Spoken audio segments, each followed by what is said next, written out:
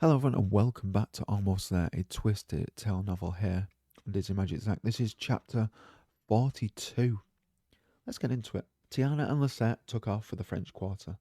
As they made it past the dock, Tiana had a difficult time comprehending what she was seeing. It looked like something out of a nightmare. The foetid vegetation that covered the river and dock had invaded the city, climbing across the train tracks and over the swords of the French market.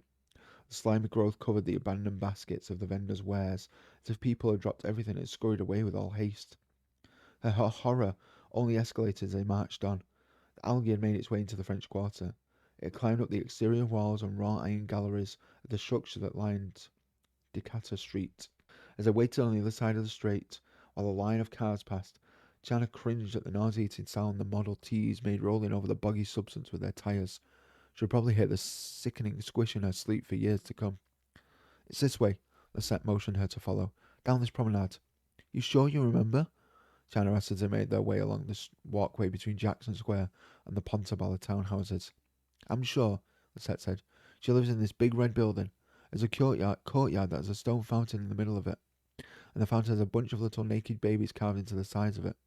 Cherubs? Whatever they're called, Lisette said with a shrug. They're naked and holding musical instruments. Tee Lande is on the second floor. I can't remember which place exactly, but I know she's there. Lisette gasped when they arrived at the end of the promenade. She pointed to the left. Look at that. Jana pressed her first fist to her mouth as she tried to make sense of what was happening. The algae undulated, rolling towards the steps of St. Louis Cathedral, then retreating just as quickly, as if an invisible force fought it to keep it at bay. An odd but undeniably radiant energy resonated from the area surrounding the church. Its creamy alabaster-coloured facade remained pristine while everything around it was overrun by the dark green sludge. What kind of terror had Facilier unleashed? I don't know what's going on, but I have to stop it, Tiana said.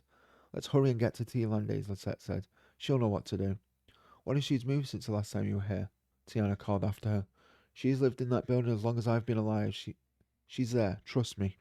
It wasn't easy to put her faith in a teenage girl who didn't really know the city, but what choice did she have? They hurried beyond the cathedral and the convent. Here it is, Lisette said, stopping at the gate of a deep red brick building the pretty flower baskets hanging from ornate wrought iron galleries.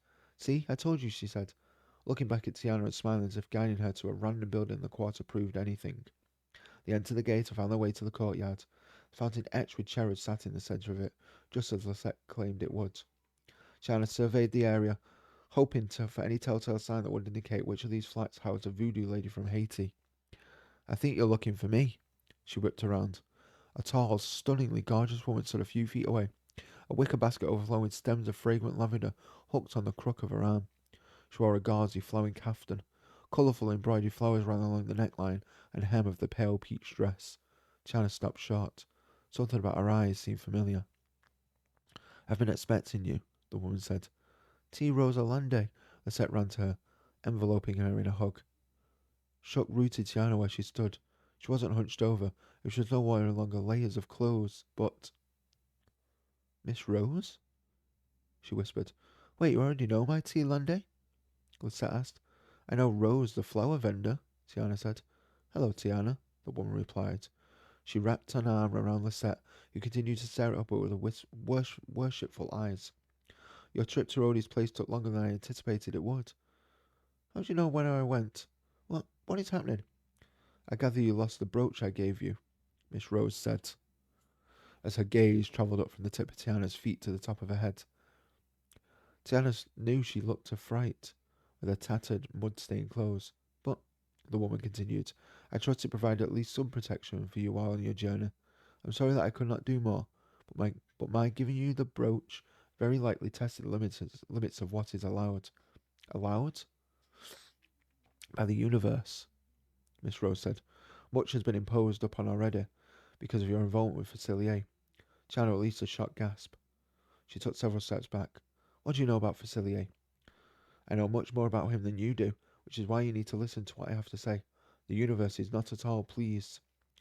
The woman was talking in riddles with her vague assertions about the universe. It compounded Tiana's bewilderment over discovering that the old flowermonger apparently knew more about her than she first thought. Her head was swirling. You've been lying, Tiana said. You've been lying to me, manipulating me this entire time. The hurt and confused and clung in her throat made it difficult to get the words out. I've not, Miss Rose said. Could someone explain what's going on? Lisette asked. Miss Rose turned to the girl. I just made a batch of those tea cakes you love. Why don't we go up and have some? We'll be right there. Tiana was shaking her head. No, we won't, she said, backing away. Tiana. The woman's voice was stern, uncompromising. There is no time for you to be upset with me. There are powerful forces at play here, much more powerful than you or I, more powerful than his Shadow Man. Facilier doesn't have the powers you think he has. He's the one who has been manipulating you. She hitched her head towards the staircase Lisette had climbed up. Follow me. I'll explain everything. No, Tiana stated, more forcefully. The woman's brows shot up. I don't know who you are, Tiana said, with your flowers and your paintings and all your other gifts. What was all that about? I will explain, Miss Rose said, her tone even harder than before. Tiana refused to be intimidated. She'd been lied to, manipulated, again. What kind of game was this woman playing with her? I'm supposed to just trust you? Yes, Miss Rose stated. I'm the only one who can help. And at this point, I'm not sure how much. There is no time to waste. China backed away, not wanting to turn for fear of what the woman would do. She didn't know what to think, or whom to trust. I've put up with enough lies from the Shadow Man, Tiana said. As far as I'm concerned, you're no better than he is. She turned on her heel and raced out of the courtyard, past the gate, and to the only sanctuary she could think of.